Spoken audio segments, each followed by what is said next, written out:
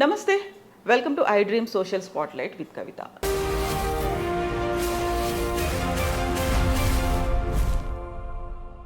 దేశంలో అస్థిరత, రాజకీయ సంక్షోభం, అల్లర్లు, దీని తర్వాత అధికార మార్పిడిలు ఇవన్నీ వరుసగా మన చుట్టుపక్కల ఉన్నటువంటి దేశాల్లో కనిపిస్తున్నాయి. నేపాల్, శ్రీలంక, బంగ్లాదేశ్. ఎఫెక్ట్ భారతదేశం మీద ఎలా ఉండబోతోంది? ప్రపంచ దేశాల్లో ఎందుకని ఇలాంటి పరిస్థితి ఈ మధ్య కాలంలో తరచుగా కనిపిస్తోంది? మనతో పాటుగా ఉన్నారు foundation for democratic reforms founder doctor Jayaprakash Narayan గారు. హలో సార్, నమస్తే. గుడ్ నమస్తే కవిత. సార్, ఈ మధ్య కాలంలో ఇలాంటి ఇన్సిడెంట్స్ అనేది తరచుగా కనిపిస్తున్నాయి. అందులో ఎక్కువగా ముందు పాత్ర కీలకంగా కనిపిస్తోంది యువత. దాన్ని మనం మిలిటరీ అంటున్నామా, లేకుంటే రాజకీయంగా ఒక సంక్షోభం అంటున్నామా? ఎందుకని ఇలాంటి పరిస్థితులు కనిపిస్తున్నాయి సార్? మీరు అన్నట్టుగా కవిత, మనకి ఉపఖండంలోనే కాదు, బ్రిటన్ లాంటి దేశం చాలా నాగరిక దేశం, మనకంటే చాలా ముందుంది, మన చాలా కాలం పాలించిన దేశం. అక్కడ చూడండి, వారం 10 రోజులు మన మత కల్లోలాల స్థాయిలో అక్కడ రైట్స్ జరిగినాయి, కొన్ని డజన్ల స్థలాలు. అంటే ఏమవుతుందంటే ప్రపంచమంతా కూడా 3 జరుగుతున్నాయి. వాలటిలిటీ అంటే ఓపిక నశించిపోతుంది.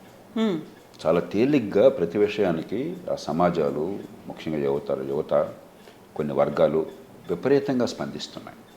పూర్వంలాగా నింపది కొంచెం ఆగుదాంలే, చూద్దాంలే అని చెప్పిన కాకుండా అర్జెంటుగా ఇప్పుడు అయిపోవాలని చెప్పిన భావం కనిపిస్తుంది.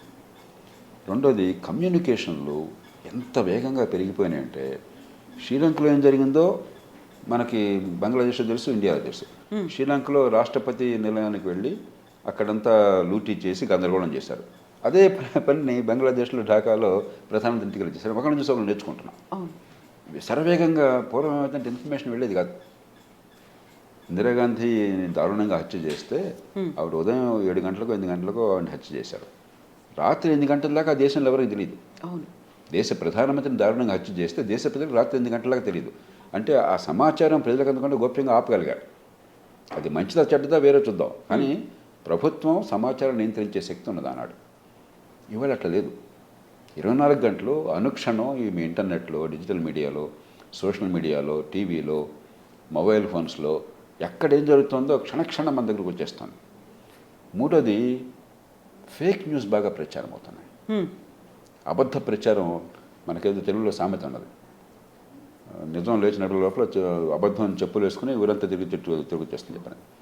కాబట్టి మనకి అబద్ధాలు చాలా వేగంగా ప్రచారం అయ్యేసరికి ఒకసారి పరిస్థితి, ఏదైనా సమస్య వస్తే అదుపు దాటిపోతుంది. బ్రిటన్లో ఏమైంది, ఒక దుర్మార్గుడు, ఒక మూర్ఖుడు దారుణమైన నేరం చేశాడు. 3 పసికందులను చంపేశాడు, కత్తితో పొడిచేసి 17 ఏళ్ల కథ. ఒక 10 మందికి గాయాలైనాయి. 8 మంది పిల్లల వాళ్ళు, 2 పెద్దవాళ్ళు. ఎవరికైనా కూడా మనం స్పందిస్తుంది. మనం అంటనే అనుకుంటాం, మన ఇంట్లో మన పిల్లగా జరగవచ్చు కదా, మన పసిపాపగా జరగవచ్చు కదా, దాన్ని ఎవరు క్షమిస్తారు? ప్రపంచంలో ఎవరు క్షమించలేరు. దారుణమైన నేరం, శిక్ష పడాలి. కానీ ఆ చంపింది ఒక కాంతిశీకుడు, ఇతర దేశాల నుంచి వలస వచ్చినవాడు, వాడు ఒక ముస్లిము అని అబద్ధ ప్రచారం వెళ్ళిపోయింది. అప్పటికే సమాజంలో ఈ కాంతిశీకులు అందులో ఇల్లీగల్ ఇమిగ్రెంట్స్, అనుమతి పత్రాలు వీసాలు వస్తే వేరు, అది లేకుండా మేము భూమిలో చొరబడిపోతాము, ఆక్రమణలాగా వచ్చేస్తాము, బోట్లలో వస్తాము, లేకపోతే సరిహద్దు దాటి వచ్చేస్తామని చెప్పంటే ఏ సమాజం కూడా ఊరుకోదు. ఇప్పటికే బ్రిటన్లో కానీ చాలా దేశాల్లో కానీ ఇమిగ్రెంట్స్ వచ్చేసి, ఇతర దేశాల నుంచి వలస వచ్చేసి మా కడుపు కొట్టేస్తున్నారు, మా సమాజాన్ని అల్లకల్లోలం చేస్తున్నారు భావన. అందులో ఇస్లామిక్ మతం నుంచి వచ్చిన వాళ్ళు కొంతమంది, పాపం చాలామందికి ఏం ఇబ్బంది ఉండదు, కానీ ఉగ్రవాదం కారణంగా ఉగ్రవాదంతో వీళ్ళంతా నిరాకత్త అయినారు, వీళ్ళంతా ఉగ్రవాదం పనులు చేస్తున్నారు అని చెప్పి నా భావం బాగా బలంగా ఉంది. దాంతో వ్యతిరేకత ఉన్నది. ఎప్పుడైతే అబద్ధ ప్రచారం జరిగిందో ఇంకా ప్రభుత్వం ఆపలేకపోయింది. కాబట్టి ఈవేళ మనం నేర్చుకోవాల్సింది ఏంటంటే, ఒక 30-40 ఏళ్ల క్రితంలాగా సమాజాలని ప్రభుత్వాలు అదుపు చేసే శక్తి చాలా తగ్గిపోయింది. మీరు చాలా కర్కశంగా, క్రూరంగా దమననీతి ప్రయోగించి లేస్తే తలకాయ తీసేస్తానన్న భయాన్ని కలగజేస్తే అది వేరే విషయం. అలా సమాజాలు ఉండలేవు. ఎంతో కొంత ప్రజాస్వామ్యం ఉన్నప్పుడు, లేకపోతే సమాచారం అందరికి అందుతున్నప్పుడు, ఎంతో కొంత స్వేచ్ఛ ఉన్నప్పుడు మీరు బలప్రయోగంతోనే ఎల్లకాలం మీరు శాంతిని కాపాడలేరు, సమాజాన్ని అదుపు చేయలేరు. విల్లింగ్ కన్సెంట్ అని చెప్పంటాం. అంటే సమాజంలో అత్యధికులు మీరు చేసిన ప్రతి నిర్ణయాన్ని ఆమోదించకపోయినా కూడా మీకు నిర్ణయం చేసే అధికారం ఉంది అని ప్రభుత్వాన్ని నమ్మాలి, అధికార యంత్రాంగాన్ని నమ్మాలి, విశ్వసించాలి. అప్పుడు మనం సమాజంలో శాంతి భద్రతలను కాపాడగలుగుతాం. కానీ కేవలం చట్టం ద్వారా, తుపాకుల ద్వారా మాత్రమే అంటే సాధ్యం కాదు. కొన్ని సందర్భాల్లో చట్టము తుపాకులు అవసరం, కానీ అదొక్కటే ఆయుధం అయితే ప్రభుత్వాలకు అది సాధ్యం కాదు. బ్రిటన్లో ఏమైంది, ఎప్పుడైతే ఎన్నికైన ప్రభుత్వం మీద నమ్మకం ఉన్నదో అన్ని పార్టీలకి, అందులో కీర్ స్టామర్ అతివాది కాదు, ఆయన ఒక మధ్య మార్గం అనుసరించే మనిషి, ఒక నాయకుడుగా. మరి ప్రభుత్వం నిష్పాక్షంగా పనిచేస్తున్న నమ్మకం ఎప్పుడైతే ఉందో తీవ్రంగా కల్లోలాలు జరిగినా కూడా అదుపు చేయగలిగారు. ప్రతిపక్షాలు కలిసి వచ్చినాయి. అక్కడ అధికార పక్షం ఒక మాట అంటే ప్రతిపక్షం ఇంకో మాట అనలా. ఈ విషయంలో అందరం ఒకటే, శాంతి కావాలా, అక్కడ దుర్మార్గానికి పాల్పడడానికి కఠినంగా శిక్షించాలా, దాడులు చేసిన వాళ్ళ మీద చర్యలు తీసుకోవాలని చెప్పి అందరూ మూకమ్మడిగా కోరారు. ప్రజల్ని రెచ్చగొట్టలేదు. మొదలైంది 10 రోజుల క్రితం. 10 రోజుల్లో 700 మందిని అరెస్ట్ చేశారు, డజన్ల మందికి శిక్షలు పడుతున్నాయి. 10 రోజులు కల్లోలాలు మొదలై 10 రోజుల క్రితం. ఇప్పటికే శిక్షలు కొంతమందికి పడిపోయినాయి, జైలు శిక్ష వేస్తారు కొంతమందికి. ప్రధానమంత్రిని హత్య చేస్తేనే మనం సంవత్సరాలు తీసుకుంటున్నాం. రాజీవ్ గాంధీ దేశ ప్రధానమంత్రి దారుణంగా టెర్రరిస్టుల చేతిలో హత్యకు గురైతే 18 ఏళ్ళు పట్టింది ఆయన మీద దాడికి పాల్పడ్డ వాళ్ళకి శిక్ష పడడానికి. 10 రోజుల్లో శిక్ష పడుతోంది. కల్లోలాల మొదలైన 10 రోజుల్లో శిక్ష పడుతోంది. అంటే చట్టబద్ధ పాలన ఉన్నది కాబట్టి అదుపు చేయగలిగారు. ఎంత అబద్ధ ప్రచారం అన్నా కూడా మరి ఎలాన్ మస్క్ లాంటి వాళ్ళు అంతర్యుద్ధం వచ్చేస్తుంది, సివిల్ వార్ వస్తుంది బ్రిటన్లో అని చెప్పి ఉద్వేగమైన ప్రకటన చేశారు. అయినా కూడా సమాజం నిలబడింది. అంటే ఒక పరిణితి చెందిన ప్రజాస్వామ్యం అంటే, ప్రభుత్వాల మీద విశ్వాసం అంటే, రాజకీయ పార్టీలు ప్రధాన్ని ఎన్నికల సమస్యగా మార్చకుండా, ఎడ్డవంటే తెడ్డం అనకుండా కొన్ని మౌలికమైన విషయాలు ఏకాభిప్రాయం ఉంటే, వ్యవస్థలు సరిగ్గా పనిచేస్తే ఏం జరుగుతుందో బ్రిటన్లో చూసాం. అవేమీ లేకపోతే ఏమవుతుందో బంగ్లాదేశ్లో చూసాం.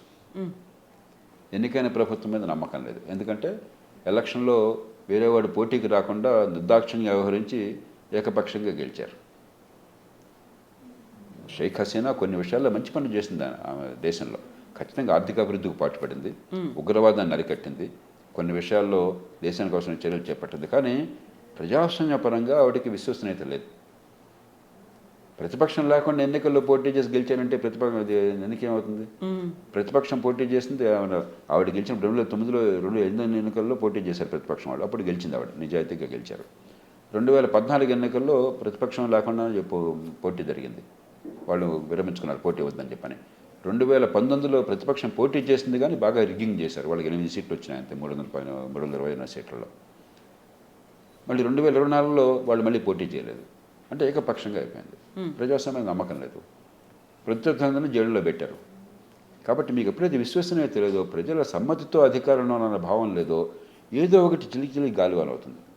ప్రజాస్వామ్యం సరిగ్గా పనిచేస్తే ఏమవుతుందంటే సమస్యలు ప్రతి సమాజంలో ఎప్పుడు ఉంటాయి, కానీ ప్రజాస్వామ్యంలో సేఫ్టీ వాల్యూ అవుతుంది. స్వేచ్ఛ ఉంది, విమర్శించే అవకాశం ఉంది, పార్లమెంట్లో అసెంబ్లీలో చర్చలు జరుగుతాయి, మీడియాలో మరి సరైన చర్చలు, హేతుబద్ధమైన చర్చలు జరుగుతాయి. కాబట్టి లెట్టింగ్ ఆఫ్ స్టీమ్ అంటాం. అలా కాకుండా నీళ్ళని కాయడం కోసం చెప్పిన పొయ్యి మీద పెట్టి పైన గట్టిగా మూత పెట్టేసి బిగించేస్తే ఆ స్టీమ్ బయటకు పోకుండా ఏమవుతుంది, కసేపు బాంబు అయిపోతుంది. ఈ సమాజాలు కూడా విస్ఫోటానికి గురవుతున్నాయి. ఇదే సమయంలో మరొకటి కూడా ఉంది. బంగ్లాదేశ్ తీసుకోండి, కోర్టుల జోక్యం వల్ల ఈ తప్పంతా జరిగింది. ఈ కోటాలు మరి చాలా అన్యాయంగా పెట్టారని చెప్పిన భావన ప్రజల్లోకి వచ్చినప్పుడు 2018లో ప్రభుత్వం చాలా మేర కోటాలు రద్దు చేసింది. ఎవరు ఆపారు? కోర్టులు ఆపి ఆ కోటా రద్దు సమంజసం కాదని తీర్పిచ్చారు. ఆ రోజునే ఈ గొడవంతా ప్రారంభమైంది. ఆ తర్వాత పైకోర్టు లేదు కోటా రద్దు సమంజసమని తీసేసామన్నారు. ఈ లోపల జరగాల్సిన జరిగిపోయింది. చిలిచిలి గాలివనే ఈ కోటాలు రద్దు చేయాలని చెప్పి అన్నటువంటి డిమాండ్ చివరికి ప్రధానమంత్రి పోవాలని చెప్పి డిమాండ్కి వచ్చేసింది. ఆవిడ ప్రధానమంత్రి పారిపోవాల్సి వచ్చింది. కాబట్టి కోర్టులు కూడా ఎక్కడ జోక్యం చేసుకోవాలి, ఏ రూపంలో జోక్యం చేసుకోవాలి, ఆ సంయమనం లేకుండా ప్రధానంలో కూడా సంక్లిష్టమైన రాజకీయ నిర్ణయాల్లో వాళ్ళు చేతులు పెట్టినట్టయితే కోర్టుల విశ్వసనీయత పోతుంది, సమాజానికి మంచి కంటే చెడు ఎక్కువ చేస్తారు. సో ఇప్పుడు మనకి రాజకీయంగా అక్కడి నుంచి తరిమేసిన తర్వాత, లేకుంటే ఒక భయంతో పారిపోయి వచ్చిన తర్వాత మనం ఆశ్రయం ఇచ్చాం. గతంలో ఇలాంటి పరిస్థితి దలైలామా అంటే చైనా దగ్గర నుంచి ఇప్పటికీ ఆ థ్రెట్ కనిపిస్తోంది. ఇప్పుడు కూడా సరికొత్తగా ఎన్నికైనటువంటి ప్రధానమంత్రి అదే మాట అంటున్నారు. ఇలా మనకు భవిష్యత్తులో ద్వైపాక్షిక సంబంధాలు ప్రాపర్గా ఉండాలి అంటే ఇలాంటి చర్యలకి భారత్ పూనుకోవద్దు అనే మాట. సో చిన్న చిన్న దేశాలు అనిపిస్తున్నాయి, కాకుంటే మన పొరుగునే ఉన్నటువంటి దేశాలు వాళ్ళు బెదిరించే స్థాయిలో మరి భారత్ పరిస్థితి ఏంటి? అంటే ఇవన్నీ కూడా మన బహిరంగంగా చర్చల ద్వారా కాకుండా కొంచెం ప్రైవేట్గా పరిష్కరించుకోవాలి. నిన్నటిదాకా ఒక దేశానికి అధినేతగా ఉన్న మనిషిని ప్రపంచంలో ఏ దేశమైనా కూడా నువ్వు పో అని చెప్పనలేదు. కాబట్టి మనం ఆశ్రయం అవటం అనివార్యం. అందున మన దేశంతో బంగ్లాదేశ్ సంబంధాలు ఉన్నాయి, అవినాభావ సంబంధాలు ఉన్నాయి. ఆ దేశ విముక్తికి పోరాడిందే భారతదేశం. మన సైనికులు వేల మంది ప్రాణాలు కోల్పోయి ఆ దేశ విముక్తి కోసం పోరాడారు. అందులో అవామీ లీగ్ పార్టీతో కాంగ్రెస్ పార్టీ అధికారంలో ఉన్న, బీజేపీ అధికారంలో ఉన్న కూడా మంచి సంబంధాలు ఉన్నాయి. ఆ కారణంగా మనకి ఆ నేపథ్యంలో మనం కాదనలేం. అదే సమయంలో మనకి ఇబ్బంది ఉన్నమాట వాస్తవం. ఎందుకంటే బంగ్లాదేశ్లో రాజకీయంగా ఉన్న ప్రతి సమస్యని ఇండియా అనే బూచును చూపెట్టి అక్కడ పబ్బాన్ని నెప్పుకునే పరిస్థితి ఉన్నది. అక్కడ బంగ్లాదేశ్ నేషనల్ పార్టీ ప్రధాన ప్రతిపక్షం కానీ, ఇస్లామిస్ట్ పార్టీలు ఉగ్రవాదానికి కోతం ఇచ్చేటువంటి మత ఛాందస పార్టీలు కానీ మన దేశాన్ని బూచిగా చూపెట్టి అక్కడ రాజకీయాలు నడుపుతుంటాయి. కాబట్టి మనకి ఇబ్బంది అది. కానీ మనం బలవంతంగా పంపించలేము. బహుశా దౌత్యపరంగా ఆవిడ పంపించే ఏర్పాట్లు చేస్తూనే ఆవిడ బ్రిటన్ మరో దేశం వెళ్తారు బహుశాను. అలాంటి వాళ్ళ కనుక ఆశ్రయం ఇచ్చినట్టయితే, ఎలాగో మళ్ళీ ఎన్నికలు కనుక ప్రకటించినట్టయితే మళ్ళీ ఆ దేశం వెళ్తాను ఆవిడ ప్రకటించారు ఆవిడ. కాబట్టి చిన్న చిన్న ఇబ్బందులు ఉంటాయి. ఒక పక్కన మనం దౌత్య ధర్మాన్ని పాటించాలి. ఎందుకంటే నిన్నటిదాకా దేశాధినేతగా ఉన్న వాళ్ళని నిర్దాక్షిణ్యంగా చేసినట్టయితే రేపొద్దున మన ఎవరు గౌరవించరు. అదే సమయంలో అక్కడ ప్రజాభిప్రాయాన్ని గౌరవించాలి. అనవసరంగా వాళ్ళతో కయ్యం మన కోసం, మన దేశ ప్రజలు మన ముఖ్యం. కాబట్టి ఇక్కడ మహమ్మద్ యూనస్ ఒక ప్రతిష్ట గల మనిషి, నోబెల్ ప్రైజ్ పొందిన మనిషి, శాంతి కాముకుడు. ఆయన కాస్త బ్యాలెన్స్గా చేస్తాడు, నమ్మకం అందరికీ ఉంది, అందరూ కావాలని కోరిపెట్టుకున్నారు, ఒక ప్రజాస్వామ్యవాది. కాబట్టి ఖచ్చితంగా ఆ దేశంతో సంబంధాలు కోల్పోకుండా అదే సమయంలో మనం ఏరుదాటి తప్పుతగలేకుండా వ్యవహరించాలి. సో మనం గతంలో ఇలాంటి పరిస్థితులు అంటే ఆఫ్ఘనిస్తాన్కి సంబంధించి చూస్తే వాళ్ళ తాలిబాన్లు, ఉగ్రవాదులు వాళ్ళు అలాంటి చర్యలకు కూరుకున్నారు అనుకున్నప్పుడు వెరీ రీసెంట్గా మన ఈ పొరుగు దేశాల్లో జరుగుతున్న దాంట్లో యూత్, ప్రతిపక్షాలు, మీరు చెప్పినట్టుగా కోర్టులు ఇవన్నీ ఇన్వాల్వ్ అయిపోయి ఇంత పెద్ద సంక్షోభానికి దారితీసింది అన్నప్పుడు ప్రతిసారి పక్కన ఏదైనా జరిగింది అనుకున్నప్పుడు ఐదర్ మనం పాకిస్తాన్నో చైనానో ఒక బూచిగా చూపిస్తున్న వాళ్ళు చేసేటువంటి ప్రోద్బలం, ప్రోత్సాహం బ్యాక్ వాళ్ళే ఉన్నారు అనుకున్నాం. ప్రస్తుతం మన దేశంలో అలాంటి పరిస్థితి వాళ్ళకి నిజంగా కావాలని చేస్తున్నారా? వాళ్ళని అడ్డం పెట్టుకొని మన మీద యుద్ధానికి సిద్ధమవుతున్నారా? యుద్ధం కాదు కానీ భారత్ పాకిస్తాన్ విభజన నేపథ్యం మనందరికీ తెలుసు. అత్యధికులు పాపం పాకిస్తాన్ ప్రజలు కానీ బంగ్లాదేశ్ ప్రజలు కానీ వాళ్ళకి వారు మత సాంప్రదాయాలు వాళ్ళు దేవుణ్ణి పూజించుకుంటారు తప్ప ద్వేషం లేదు. అక్కడ లేదు, మన దేశంలోనే లేదు, హిందువులు కానీ ముసల్మాన్లు కానీ. కానీ ఖచ్చితంగా మత ఛాందసం ఉన్నవాళ్ళు పాకిస్తాన్లో కొంచెం అధికంగా, అలాగే అక్కడ సైన్యం కానీ అక్కడ అధికార యంత్రాంగం కానీ పార్టీలు కానీ పోతారు. వాళ్ళ రాజకీయ మొత్తానికి ఆలంబన భారతదేశం మీద వ్యతిరేకతను చూపెట్టారు వాళ్ళు. ప్రజల్లో ఆ భావం లేకపోయినా కూడా, బంగ్లాదేశ్లో ఆ భావం లేకపోయినా కూడా కొంతమంది ఇస్లామిక్ ఉగ్రవాదం ఉన్న వాళ్ళు ఉన్నారు. వాళ్ళని పాకిస్తాన్ ఉపయోగించుకున్నమాట వాస్తవం. గతంలో ఐసిస్ కానీ లేకపోతే పాకిస్తాన్లో ఉన్నటువంటి ఒక ప్రభుత్వం కానీ మరొకరు కానీ సైన్యం కానీ వాళ్ళు ఉపయోగించుకున్నారు. మన మీద అనవసరంగా దాడి. చివరికి పాకిస్తాన్ నష్టపోయింది. ఇప్పుడు మన దెబ్బ కొట్టబోయి పాకిస్తాన్ చాలా అధ్వాన స్థితిలో ఉంది. కానీ అంత ముందు చూపు ఉండదు కదా. ఇతరులని దెబ్బ కొట్టాలనే తప్ప మన బతుకులు మనం చూసుకోవాలని ఇంగిత జ్ఞానం అంటే గొడవల నుంచి వస్తాయి. కాబట్టి ఆ సమస్య ఉన్నమాట వాస్తవం. అయితే గత 15 ఏళ్ళుగా ముఖ్యంగా షేక్ హసీనా ఉన్న కాలంలో వాళ్ళని అరికట్టారు, ఆ ఉగ్రవాదాన్ని అరికట్టారు. కాబట్టి సహజంగానే వాళ్ళకి మన మీద ద్వేషం ఉంటుంది. ఇప్పుడు ఆ ఉగ్రవాదాన్ని ప్రేరేపించేవాళ్ళు, మత ఛాందసులకి ద్వేషం ఉంటుంది, మనకి దుష్ప్రచారం చేస్తారు. మనం చాలా అతిగా స్పందించామనుకోండి మన దేశంలో, అందులో పబ్లిక్గా స్పందించామనుకోండి, మీడియాలో కానీ ఇంకో రకంగా కానీ, ఆ ద్వేషం మరింత పెరుగుతుంది. ఇప్పుడు షేక్ హసీనా అధికారంలోకి వచ్చే ముందు నన్ను అక్కడ బంగ్లాదేశ్లో పౌర సమాజం అందరూ కలిసి ఆహ్వానించారు. ప్రభుత్వం మారే టైంలో అప్పుడు ఆపధనం ప్రభుత్వాన్ని ప్రధాన న్యాయమూర్తి ఆధ్వర్యంలో ఏర్పాటు చేసుకున్న నేపథ్యంలో నన్ను ఆహ్వానించారు. నేను చాలా వెళ్ళాలని నాకు లేదు. ఎందుకంటే నా దేశ ప్రజాస్వామ్యం బాగుంది, మీ దేశంలో బాగోలేదు, నేను అక్కడ పోయి చెప్పాను అనుకోండి, అనవసరంగా రెండు దేశాల తప్పులు తెచ్చిన వాళ్ళు మనం భాగం అవుతాం. అందుకని ఇతర దేశాలతో మాట్లాడేటప్పుడు మన దేశ ప్రజలను కాపాడే రకంగా ఉండాలని నేను పూర్తిగా నమ్మేవాడిని. నీకు అధికారం ఉండక్కర్లా, బాధ్యత గల పౌరులు వ్యవహరించాలి. కానీ మిత్రులు చాలామంది బలవంతం చేస్తారు. అప్పుడు ఆర్గనైజింగ్ కమిటీ అధ్యక్షులు ఇప్పుడు ప్రధానమంత్రిగా ఉన్నటువంటి మహమ్మద్ యూనస్, నేను వెళ్ళే సమావేశానికి ఆర్గనైజింగ్ కమిటీకి అధ్యక్షులు. సో ఆయన వెళ్ళి నేను వాళ్ళకి చెప్పింది మన ప్రజాస్వామ్యంలో లోపాలను గురించి చెప్పాను ముందు. ఆ రోజుల్లో ఓటర్ల జాబితాలో చాలా అవకతవకలు ఉంటాయి. అట్లాగే ఎన్నికల్లో డబ్బు సంగతి అందరికీ తెలుసు మన దేశంలో ఏమవుతుందో. మరెన్నో తప్పులు ఉన్నాయి. దానికోసం మనం పోరాడుతున్నాం. ముందు వీటిని గురించి నేను మాట్లాడాను. ఒక ప్రజాస్వామ్యం ఎంత కష్టం అని చెప్తూ, వాళ్ళంతా మీ దేశంలో ప్రజాస్వామ్యం అద్భుతం అనుకున్నాం మేము, మరి ఏమని చెప్తున్నారంటే మీరు ఇన్ని మేము లూప్ ఒకటే. హోల్స్ ఉన్నాయా? ఇన్ని లూప్ హోల్స్ ఉన్నాయా మీ దగ్గర మీరు కూడా? మనం ఒకటే జాతి అయ్యా, మనందరికీ ఒకటే మూలాలు కదా. కాకపోతే మా దేశంలో సకాలంలో ఎన్నికలు జరుగుతాయి. తప్పులు ఏం జరిగినా పోలింగ్ బూత్ వెనకాల జరుగుతాయి, కానీ పోలింగ్ బూత్లో జరగవు. ఓటేసిన దాన్ని కరెక్ట్గా లెక్కెడతాము. లెక్కెట్టిన తర్వాత గెలిచిన తర్వాత ప్రకటిస్తాము. గెలిచిన వాడు ఖచ్చితంగా అధికారంలోకి వస్తాడు శాంతియుతంగా. అంతమేరకు మేము బాగా చేసుకుంటున్నాం. మిగతావన్నీ మాకు తప్పులు ఉన్నాయి, మీకు తప్పులు ఉన్నాయి. కాకుంటే సార్, ఇప్పుడు ఇలాంటి పరిస్థితి మా దగ్గర ఇలా జరుగుతోంది, కొన్ని అవకతవకలు ఉన్నాయి, లేకుంటే ఓటర్ల జాబితాలో ఇలాంటి లెక్కల్లో తేడాలు ఉన్నాయి, ఇవన్నీ చెప్పినప్పుడు గతంలో రాహుల్ గాంధీ కూడా విదేశాలకు వెళ్ళాడు, యూనివర్సిటీల్లో మాట్లాడినప్పుడు మా దగ్గర ఇలా తప్పు జరుగుతుంది అనుకున్నప్పుడు పరాయి దేశంలో వెళ్ళి మన దేశం గురించి ప్రతిష్ట ఎందుకు దిగజార్చేలా? ఆ నేపథ్యం అర్థం చేసుకోవాలి. బంగ్లాదేశ్కి మనం అంటే కొంచెం ఆత్మన్యూనత భావం ఉంది వాళ్ళకి. వీళ్ళ ప్రజాస్వామ్యం బాగుంది, వీళ్ళకి అంత సంస్థలు పనిచేస్తున్నాయి. మన దేశంలో సైనిక నియంతృత్వము, అధికారంలో ఉన్న వాడిని రిగ్గింగ్ చేయడము, కాబట్టి ప్రత్యేకంగా ఆపద్ధర్మ ప్రభుత్వాన్ని ఏర్పాటు చేసిన అవసరం రావడం వచ్చిందని చెప్పి వాళ్ళు బాధపడకున్నది. ఆ నేపథ్యంలో మనం పోయి మీకంటే మేము ఉన్నతులం అన్న భాష వాడితే ఇంకా దూరం పెరుగుతుంది. కాబట్టి తప్పులు అన్ని చోట్ల ఉన్నాయ్యా, కానీ పరిష్కారాలు ఉన్నాయి. కొన్ని మేము బాగా చేస్తున్నాం, మరి కొన్ని చేయాలి, మీరు కూడా చేసుకోగలరని చెప్తే అది మనం కించపరచడం కాదు, మన సంబంధాలు పెంచడం. అదే అమెరికా పోయి మన దేశం వచ్చి మా అవమానకరంగా మాట్లాడాను అనుకోండి, బ్రిటన్ పోయి ఖచ్చితంగా తప్ప. అలాగే అబద్ధం ఆడక్కర్లా. నేను ఆ దేశాల్లో కూడా నిజంగా చెప్తాను. అదే సమయంలో మన బలం ఏంటో వర్ణిస్తాను. నేను హార్వర్డ్ యూనివర్సిటీకి వెళ్ళాను, స్టాన్ఫర్డ్కి వెళ్ళాను, ప్రిన్స్టన్కి వెళ్ళాను, ఇతర యూనివర్సిటీలకు వెళ్ళాను, యూనివర్సిటీ పెన్సిల్వేనియాకి వెళ్ళాను, ఎంఐటీకి వెళ్ళాను. ఎక్కడికి వెళ్ళినా కూడా ప్రపంచంలో నేను మన దేశంలో ఉన్న లోపాలు నిర్మాణం చెప్తాను, నాకు భయం లేదు. కానీ మన దేశంలో ఉన్న బలాలు కూడా చెప్తాను. ఇంత భేద దేశం, అక్షరజ్ఞానం లేని దేశం, ఇన్ని భాషల్ని, ఇన్ని కులాలని, ఇన్ని వర్గాలని, ఇన్ని మతాలని సమన్వయం చేసుకుని శాంతిని, రాజ్యాంగ విలువల్ని కాపాడడం ఒక అద్భుతమైన మహత్తర విజయం. అది 22 భాషలు ఉన్న దేశం. ప్రపంచంలో ఇంకో దేశాన్ని 3 భాషలు అంటే తన్నుకుంటున్నారు, 2 భాషలు అంటే తన్నుకుంటున్నారు. 22 భాషలు, ఏ రకమైన గొడవలు లేకుండా మేము కలిసి ఉండగలుగుతున్నాం. 550 స్వతంత్ర రాజ్యాలు ఉన్నాయి. తుపాకీ పేల్చకుండా ఒక హైదరాబాద్ సంస్థానానికి తప్ప ఇక్కడికో కొద్దిపాటి తుపాకీ పేరు 6 చచ్చిపోయారు అంతే. తుపాకీ పేల్చుకొని 550 సంస్థానాలను శాంతియుతంగా విలీనం చేస్తారు. ప్రపంచంలో చరిత్రలో చూపెట్టండి మాకు. నేను అది చెప్తాను. అది చెప్తే అవును లోపాలు ఉన్నాయి. ఎందుకు ప్రజాస్వామ్యం ఒక్కరోజు వచ్చేది కాదు. మీ అందరికీ 100 ఏళ్ళు పట్టింది, 200 ఏళ్ళు పట్టింది, బ్రిటన్లో 800 ఏళ్ళు పట్టింది, అమెరికాలో 400 ఏళ్ళు పట్టింది. మాకు ఇంకా కొన్ని పొరపాట్లు ఉన్నాయి, సరిదిద్దుకుంటాం. మీలోనూ పొరపాట్లు ఉన్నాయి. కాబట్టి అదేమిటంటే మన తప్పుల్ని మనం కప్పెట్టి బుకాయించట్లా. ఆత్మగౌరవం ఉండాలి, నిజాయితీ ఉండాలి, నిర్మాణాత్మక దృక్పథం ఉండాలి. ఈ 3 ఉంటే ఆత్మగౌరవము, నిజాయితీ, నిర్మాణాత్మకత్వం, చారిత్రక స్పృహ. అంతేగాని నేను అధికారంలో ఉంటే నా దేశం అంతా అద్భుతంగా ఉంది, నేను అధికారంలో నా దేశం అంతా చండాలంగా ఉంది, వాళ్ళు మూర్ఖులు.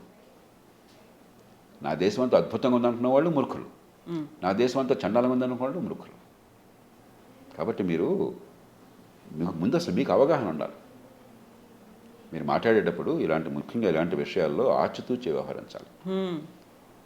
మీకు డెప్త్ ఉండాలి, మీకు చరిత్ర తెలియాలి, ప్రజాస్వామ్యం తెలియాలి, ప్రపంచ విందత్వం తెలియాలి, మీకు ఆత్మవిశ్వాసం ఉండాలి, మన దేశం పట్ల ఆత్మగౌరవం ఉండాలి, అదే సమయంలో నిజాయితీ ఉండాలి, ఇది మార్చాలన్న తపన ఉండాలి, తప్పులు జరిగితే చారిత్రక దృక్పథం ఉండాలి. అవి ఉన్నప్పుడు ఆ వచ్చే బ్యాలెన్స్ వేరు. అది లేకుండా నేను ప్రతిపక్షంలో ఉన్నాను కాబట్టి నా దేశం అంతా చండాలంగా ఉందని బయటకు వెళ్ళి మాట్లాడితే అంతకంటే మూర్ఖత్వం ఉందా? ఏ రకంగా చండాలం?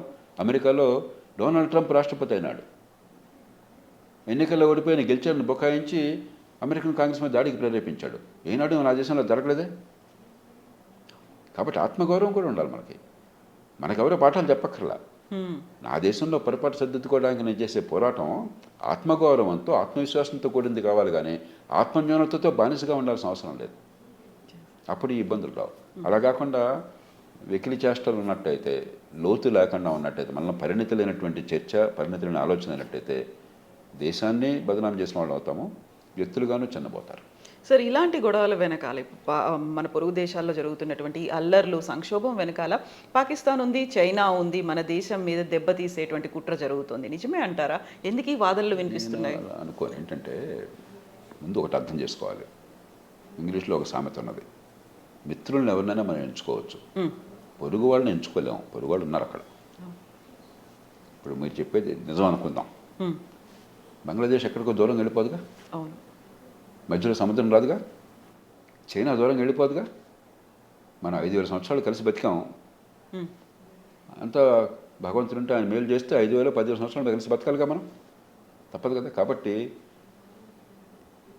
పొరుగునున్న దేశాలను గురించి మనం వాళ్ళు మన మీద కానీ మనం వాళ్ళ మీద కానీ లేని ద్వేషాన్ని పెంచుకుని స్పర్ధను పెంచుకోవడం మంచిది కాదు. అదే సమయంలో పోటీ ఉంటుంది, కొన్ని గిల్లికజ్జాలు ఉంటాయి. వాటిని మనం మన ప్రయోజనాలు మనం కాపాడుకుంటూనే అనవసరం దుర్భాషలు వాళ్ళు ఆడినా మనం ఆడినా మంచిది కాదు. చాలా సంయమనాన్ని పాటించాలి. మానవత్వాన్ని వాళ్ళు చూపెట్టాలి, మనం చూపెట్టాలి. రెండోది, ఆ సమాజంలో కల్లోలం, ఆ రాజకీయ వ్యవస్థలో సమాజంలో లేకుండా బయట వాళ్ళు ఏం చేయలేరు, దాన్ని ఉపయోగించుకుంటారు. ఆ దేశాలు కూడా ఒక దేశం అంటూ ఉండదు. మళ్ళీ దేశంలో ఈ సంస్థ ఒక రకంగా పనిచేస్తుంది, పాకిస్తాన్లో వాళ్ళ ఆర్మీకి చెందిన ఐఎస్ఎస్ ఒక రకంగా పనిచేస్తుంది, ఐఎస్ఐ కాబోలు, ఇంటర్ సర్వీసెస్, మర్చిపోయింది దాని పేరు. అమెరికాలో సిఐఏ కానీ ఇంకోటి కానీ ఒక రకంగా పనిచేస్తుంది, ఇంటర్పోల్. లేకపోతే అమెరికన్ కాంగ్రెస్లో ఒక వర్గం ఒక రకంగా పనిచేస్తుంది, వైట్ హౌస్ ఇంకో రకంగా పనిచేస్తుంది. దేశంలో కూడా సంక్లిష్టమైన దేశాల్లో రకరకాల ప్రెషర్ గ్రూప్స్ ఉంటాయి. కాబట్టి మనం ఆ దేశం మొత్తం ఘాటుని కట్టుకోకుండా దాన్ని ఏ రకంగా నిరపరితనంతో ఎదుర్కోవాలో మనం నేర్చుకోవాలి. ప్రతిదానికి మనం పాకిస్తాన్ ఇప్పుడు ఖచ్చితంగా సమయం సందర్భం వస్తే మనం కొంచెం చికాకు పెట్టే అవకాశం అంటే చైనా గిల్లే ప్రయత్నం చేస్తుంది. ఎందుకంటే మనం చైనాకు సమానంగా వాళ్ళని ఉళ్ళురుతున్నాం, వాళ్ళు వీరు పోటీకి రాకూడదని వాడు కోరుకుంటున్నాడు. కాబట్టి మనం లౌక్యంగా ప్రయోజనాలను కాపాడుకోవాలి, కానీ ప్రతిదానికి దుర్భాషలాడి ద్వేషాన్ని పెంచుకుంటే ఉపయోగం లేదు.